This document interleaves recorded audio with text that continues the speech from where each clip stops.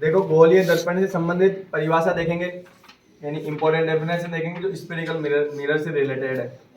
अब सबसे पहले स्फेरिकल मिरर बताया था मैंने आपको। स्फेरिकल मिरर क्या होता है?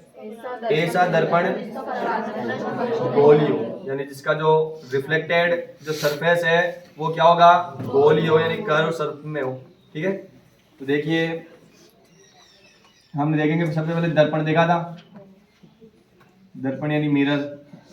मिरर दो तरीके के देखे थे क्या? पहला कौन सा?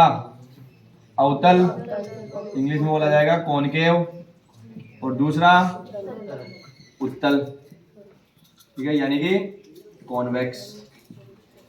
देख इसका डायग्राम भी देखा था, फिर मैं बता देता हूँ कॉनकेव का कैसे होता है। देखो इसमें एक इंग्लिश में आप समझ सकते हो केव। इंग्लिश में केव का मतलब होता है गुफा। क्या होता है? गुफा। तो यानी कि इसमें गुफा तो देखो दोनों में रहेगी, लेकिन इसमें क्या होगा? इस तरीके से रहेगा। देखिए ये है, मान लो इसमें, ठीक है। अब आप मुझे बताओ इसका जो अपवर्तन होगा ना वो यहाँ पे होगा, यहाँ पे ऐसे अपवर्तन होगा के लिए कोई भी किरण आएगी तो यहाँ पे आएगी। तो आप ऐसे बताओ क्या गुफा के अंदर आ रही है क्या? तो आपको दिख रहा होगा कि कोई भी किरण आएगी, कोई भी रे आएगी तो वो गुफा के अंदर आएगी, यानी कि जिसका परावर्तक पृष्ठ यानी रिफ्लेक्टेड सरफेस एक गुफा के रूप में हो। किसके रूप में हो? तो उसको क्या बोला जाता है? कॉनकेव यानी अवतल दर्पण बोला जाता है। क्या बोला जाता है? समझ में आ गया आपको? ऐसा ये उत्तल दर्पण। उत्तल दर्पण में उल्टा है। उत्तल कॉन्वेक्स का मतलब उभरा हुआ भाग। अगर ये ऐसा हो, अब देखो यहाँ पे परावर्तन कहाँ होगा? उभरी हुई भाग से होगा कि उभरा हुआ भाग? अगर परावर्तन यानी रिफ्लेक्शन उभरी हुई भाग से हो, कहां से हो? उभरे हुए भाग से हो, तो उसको क्या कहा जाएगा? उत्तल दर्पण। क्या बोला जाएगा? यानी कॉन्वेक्स मिरर बोला जाएगा। क्या बोला जाएगा? समझ में आ गया? आया नहीं आया? अवतल क्या होता है? जिसका परावर्तक पृष्ठ क्या हो? अंदर की तरफ हो, अंदर की तरफ वक्रित हो, उसको क्या बोला जाता है? अवतल। और उसका बाहर की तरफ वक्रित हो, बाहर की तरफ कर्व में हो, उसको क्या बोला जाएगा? ठीक है, समझ में आ गया ये? अब इनसे रिलेटेड डेफिनेशन पढ़ेंगे अपन। डेफिनेशन में मैं आपको समझाऊंगा, डेफिनेशन आपको कुछ लिखनी है, आराम से लिखोगे। सबसे पहली डेफिनेशन होगी ध्रुव की, इंग्लिश बोलेंगे पोल। क्या बोलेंगे? तो देखिए पोल क्या होता है?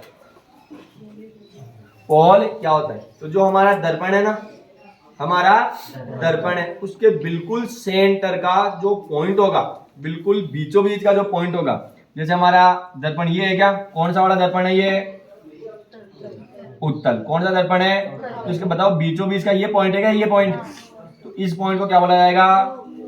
पोल। क्या बोला जाएगा? तो आप परिभाषा में कैसे लिखोगे? जो दर्पण है, तो जो दर्पण की सतह है, तो दर्पण की सतह यानी सरफेस का जो मिड पॉइंट होगा, बीचों बीच का जो पॉइंट होगा, बिंदु होगा, उसको क्या कहा जाएगा? ध्रुव बोला जाएगा। समझ में आ गया?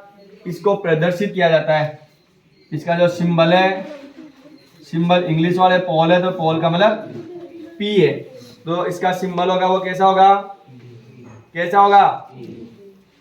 पी से रिप्रेजेंट किया जाएगा। किससे रिप्रेजेंट किया जाएगा? इसको भी सेम है भाई, इसमें भी सेम ही रहेगा ये। ठीक है, ये क्या है अपने पास? तो किससे रिप्रेजेंट किया जाएगा इसको? पी से। तो ये भी क्या है? इसका पोल है। समझ में आ गया क्या? अब आगे जाइए, दूसरी डेफिनेशन होगी। आगे क्या करना है?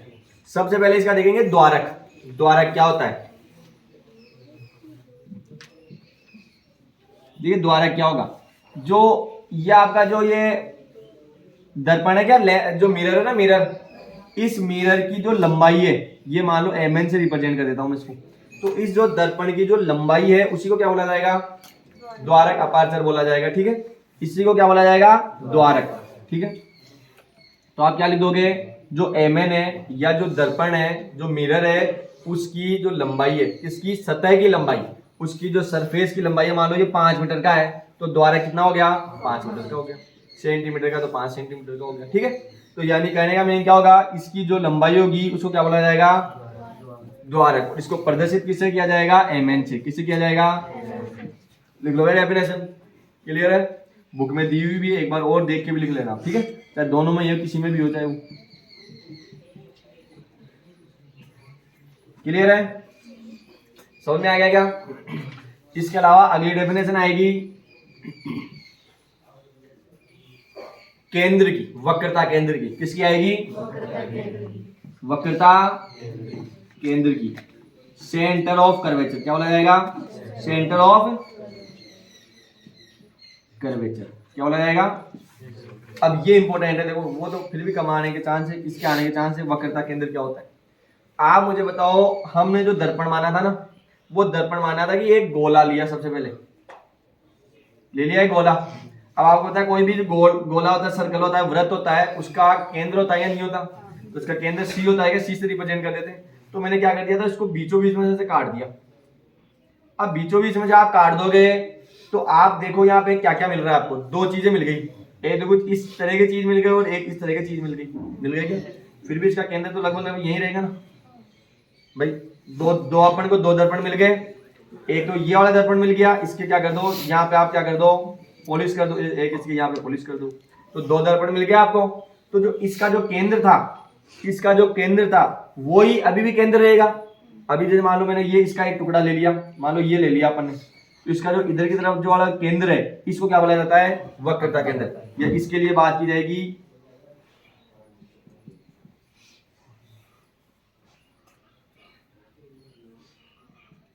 मान लो इसके लिए बात की जाएगी, तो इसके लिए तो इधर है और इसके लिए किधर होगा? इधर होगा क्या? तो बताओ ये इस केंद्र को क्या बोला जाएगा? वक्रता केंद्र। क्या बोला जाएगा? इसको प्रदर्शित किससे किया जाएगा? सी से। किससे किया जाएगा? सी से। समझ में आ गया? डेफिनेशन क्या लिखोगे कि हमने जो दर्पण है उस दर्पण को किसका प्रतिरूप माना है, यानी पहले दर्पण को एक गोले का रूप माना था और उसी गोले का भाग माना था हमने। तो उस जो गोले का जो केंद्र होगा उसी को क्या बोला जाएगा? वक्रता केंद्र बोला जाएगा। क्या बोला जाएगा? समझ में आ गया? तीसरी डेफिनेशन। चौथी डेफिनेशन है वक्रता त्रिज्या की। किसकी है? वक्रता त्रिज्या की। इसको बोला जाएगा रेडियस ऑफ कर्वेचर। क्या बोला जाएगा? Radius of curvature. अब ये क्या है आप मुझे बताओ। ये मान लो हमारा दर्पण है, इस पॉइंट को क्या बोलोगे? P। और अभी बताए इस पॉइंट को क्या बोलोगे? C। बोलोगे क्या? तो जो C से P की दूरी है ना, C से P की दूरी यानी distance between C and P। C का मतलब क्या है? Centre of curvature. P का मतलब क्या है? पोल। तो इनके बीच की जो दूरी है उसको क्या बोला जाएगा? वक्रता त्रिज्या। और इसको प्रदर्शित किया जाएगा बड़े आर से। किससे प्रदर्शित किया जाएगा? यानी इसका रिप्रेजेंट किया जाएगा किससे? बड़े आर से। तो बताओ वक्रता त्रिज्या समझ में आ गई? आगे वक्रता त्रिज्या। अगला है, अगली डेफिनेशन है मुख्य अक्ष। क्या है? मुख्य यानी प्रिंसिपल एक्सिस।